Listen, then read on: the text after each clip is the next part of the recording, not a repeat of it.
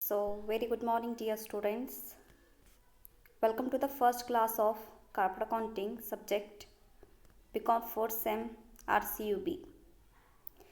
In last video, we discussed about the whole syllabus of corporate account. Today, I am going to start third unit of corporate account, that is nothing but internal reconstruction. Okay, so in today's class I'm going to start with topic here, the internal reconstruction. Already we know what is internal reconstruction. Already we discussed in where? In the syllabus. Okay, so already we discussed in syllabus. Today we know detail about internal reconstruction. So ಇವತ್ತಿನ ಕ್ಲಾಸ್ನಲ್ಲಿ ನಾವು ಏನು ಮಾಡಬೇಕು, ಇಲ್ಲಿ internal reconstruction ಅಂದರೆ ಏನು, ಅದರಲ್ಲಿ ಏನೇನು ಬರ್ತೈತಿ, how we are going to calculate, how we are going to make the calculation, each and everything we are going to know in this class. Okay, so not problematic but theoretical concept. Overall theoretical concept ನಾವು ಏನು ಮಾಡಬೇಕು, ಇಲ್ಲಿ ಎಲ್ಲ ನೋಡ್ಕೋಬಹುದು. Okay, so ನಾವು go for it. Before going to start this unit, I just want to tell you one thing. This chapter is entirely based on how many marks? 22 marks. Okay, 22 marks andre enu, adralli 2 marks for one question for 2 marks, one question for 5 marks, one question for 15 marks.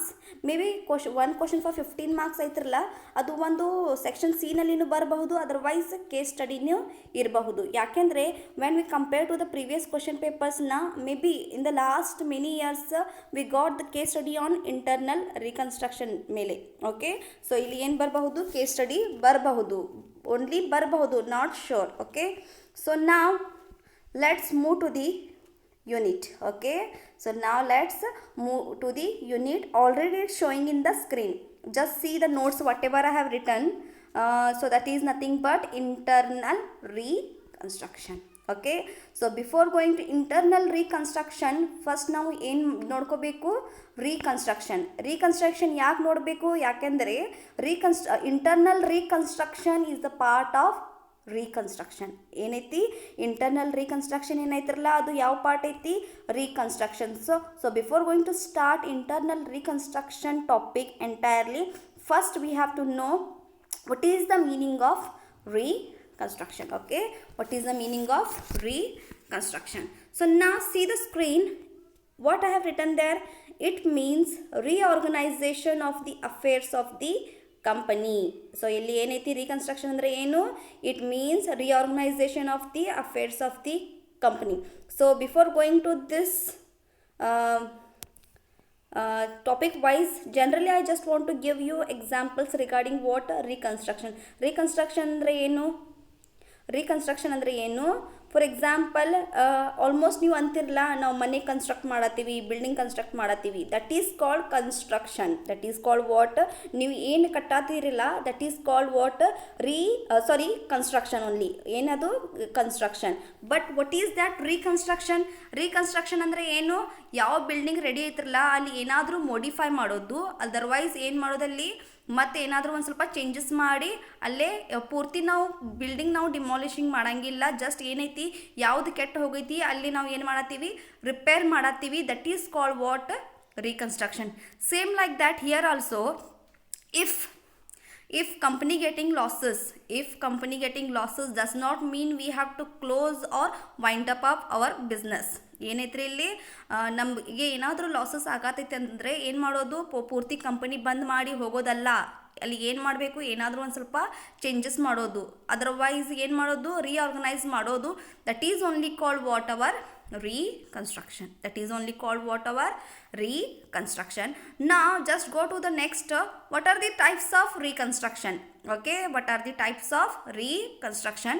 There are two types. One is external reconstruction and another one is what our main topic, internal reconstruction. So in this chapter only we have to know the meaning of external reconstruction. So external reconstruction the only now meaning ನೋಡೋದೈತಿ ಇಲ್ಲಿ. ಯಾಕೆಂದರೆ this entirely external reconstruction ನಾವು ಓದ್ತೀವಿ one more chapter in this syllabus only, that is nothing but amalgamation, absorption and the external reconstruction. Okay, ನಾವು ಅಲ್ಲಿ ಏನು ಮಾಡ್ತೀವಿ, external reconstruction ಬಗ್ಗೆ ಓದ್ತೀವಿ. but this chapter is entirely based on whatever internal reconstruction. Okay, go for it. What is that external reconstruction? So it means the winding of an existing company and transfer of assets and liabilities to a newly formed company. Okay, so external reconstruction ಅಂದ್ರೆ ಏನು?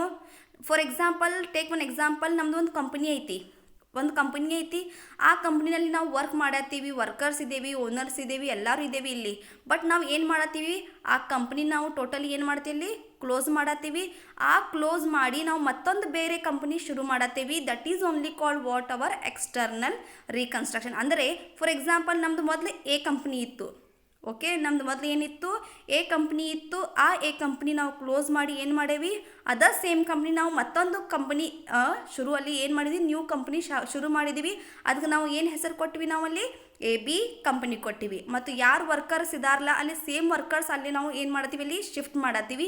That call what our external reconstruction. ಅಂದರೆ ಏನು, ಮೊದಲು ಒಂದು ಬೇರೆ company ಇತ್ತು, ಅದು close ಮಾಡಿ ಮತ್ತೊಂದು ನ್ಯೂ ಕಂಪ್ನಿ ನಾವು ಏನು ಮಾಡತ್ತೀವಿ, ಅಲ್ಲೇ ಮತ್ತೆ ಶುರು ಮಾಡತ್ತೀವಿ.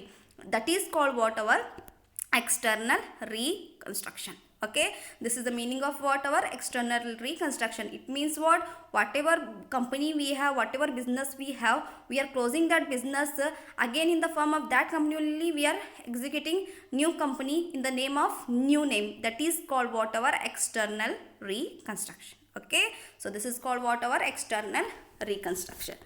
Now let's move to the main topic, that is called what our internal reconstruction. Next ಏನು ಮಾಡಬೇಕು ನಾವು ಇಲ್ಲಿ, ನಮ್ಮ ಮೇನ್ ಟರ್ಮ್ನಲ್ಲಿ ಬರೋದು, that is called what our internal reconstruction. So now go to what is the meaning of internal reconstruction. Okay, so here what is the meaning of internal reconstruction? So internal reconstruction means reorganization of the capital structure of a company without winding up of a existing company.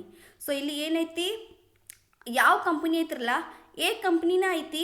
ಆ A ಕಂಪ್ನಿಗೆ ನಾವು ಏನು ಮಾಡತ್ತೀವಿ, ಇಲ್ಲಿ reorganisation ಮಾಡತ್ತೀವಿ, reorganise ಮತ್ತು rebuilt ಮಾಡತ್ತೀವಿ. So that is called what our internal reconstruction. For example, ಈಗ ನಮ್ಮ ಕಂಪ್ನಿಗೆ ಲಾಸ್ ಆಗತೈತಿ ಅಂದ್ಕೊಳ್ಳೆ ನಾವು ಪೂರ್ತಿ ಏನು ಮಾಡ್ತೀವಿ, ನಾವಲ್ಲಿ ಆ ಕಂಪ್ನಿ ಬಂದ್ ಮಾಡಕ್ಕೆ ಬರಂಗಿಲ್ಲ.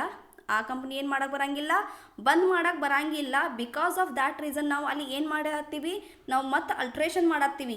ಅಲ್ಟ್ರೇಷನ್ ಏನು ಥರ ಮಾಡತ್ತೀವಿ ಅಲ್ಲಿ, alteration in the form of reduction of share capital without closing company ಏನು ಮಾಡತ್ತೀವಿ ಅಲ್ಲಿ, ನಾವು ಶೇರ್ ಕ್ಯಾಪಿಟಲ್ ರಿಡ್ಯೂಸ್ ಮಾಡತ್ತೀವಿ. That is called what our internal reconstruction.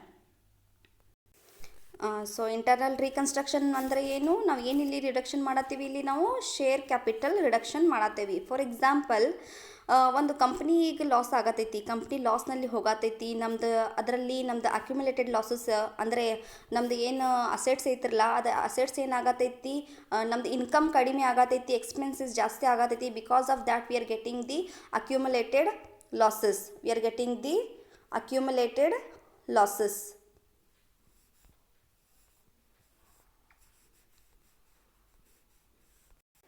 So now our loss rinda how we have to overcome, that is overall things we have to know in the form of whatever internal reconstruction.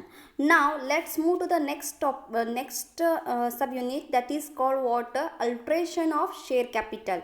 So illi alteration of share capital andre enu, how to alter the share capital to overcome from the losses faced by a company. andre namge enen losses agatitrilla, ಆ ಲಾಸಸ್ಗೆ ನಾವು how we have to make the overcome. ಅಂದರೆ ನಮಗೆ ಆ ಲಾಸ್ರಿಂದ ನಾವು ಹೆಂಗೆ ಹೊರಗೆ ಬರಬಹುದು, ಇಲ್ಲದ್ರೆ ನಾವು ಏನು ಮಾಡಬೇಕು, that things we are going to get to know in the form of what our alteration of share capital.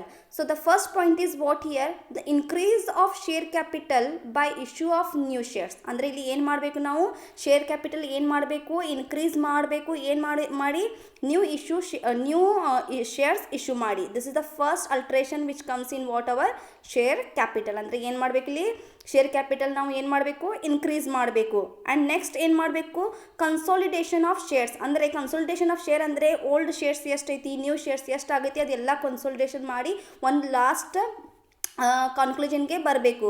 This is the second point. Next sub division of shares, conversion of shares into stock. ಅಂದರೆ ನಮ್ಮದು ಏನು shares ಇತ್ತಿರಲ್ಲ ನಾವು ಏನು ಮಾಡಬೇಕು, ಅದು convert ಮಾಡಬೇಕು ಎಲ್ಲಿ, ಸ್ಟಾಕ್ನಲ್ಲಿ. ಮತ್ತು ಏನು ಮಾಡಬೇಕು, ಕ್ಯಾನ್ಸಲೇಷನ್ ಆಫ್ ಅನ್ಇಶ್ಯೂಡ್ ಶೇರ್ಸ್. ಅಂದರೆ ಇಲ್ಲಿ ನಮ್ದು ಏನೇನು ನಮ್ಮದು ಶೇರ್ ಐತಿರಲ್ಲ ಅನ್ಇಶ್ಯೂಡ್ ಶೇರ್ ನಾವು ಏನು ಮಾಡಬೇಕು, ಇಲ್ಲಿ ಕ್ಯಾನ್ಸಲ್ ಮಾಡಬೇಕು. But when we are going to alter this, some condition will be applied. ಏನಾಗ್ತೈತ್ರಿ ಇಲ್ಲಿ ಒಂದು ಸಮ condition will be applied.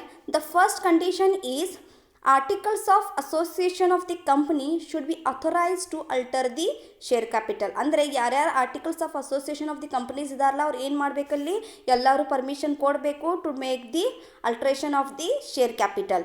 Okay, a company can make the alteration by passing ordinary resolution in annual general meeting of the company. ಅಂದರೆ annual general ಮೀಟಿಂಗ್ನಲ್ಲಿ ಏನಾಗಬೇಕು, ಆ condition ಏನಾಗಬೇಕು, ಅಲ್ಲಿ pass ಆಗಬೇಕು ಅಲ್ಟ್ರೇಷನ್ ಮಾಡೋದು. This is the second condition. Next, the alteration of share capital must be notified and a copy of the resolution must be filed with the register within 30 days of date of the passing each resolution. ಅಂದರೆ within 30 ಡೇಸ್ನಲ್ಲಿ ಏನಾಗಬೇಕು, ಅಲ್ಲಿ ನಮ್ಮದು ಏನೈತಿರಲ್ಲ ಅದು ಎಲ್ಲ copy ಏನಾಗಬೇಕು, pass ಆಗಬೇಕು. This is the next but the approval of the court is not necessary for such adulteration. ಅಂದರೆ ಇಲ್ಲಿ ಏನು ಡಿಸಿಷನ್ ತಗೋತಾ ಇದ್ದಾರಲ್ಲ ವಿದಿನ್ ಅ ಕಂಪ್ನಿನಲ್ಲಿ ಇಲ್ಲಿ ಏನಾಗತೈತಿ, ಡಿಸೈಡ್ ಆಗತೈತಿ, no need the permission from the court. This is the nothing but what, the alteration of share capital. Okay, so my dear student, so these things will becomes in the part of whatever internal reconstruction. This is a theoretical concept, that is the thing, but whatever the meaning of reconstruction, what are the types which comes in reconstruction, and the next the meaning of internal reconstruction, and next how we are going to alter the share capital entirely we know in this class. And my dear student, in the coming class we are going to get to know what is capital reduction, how to form capital reduction, how to calculate capital reduction, how to pass the general entries. Okay, this is in the we are going to know in the next class. Thank you so much, and whatever notes I have sent it, just write it properly in your new book. Thank you so much.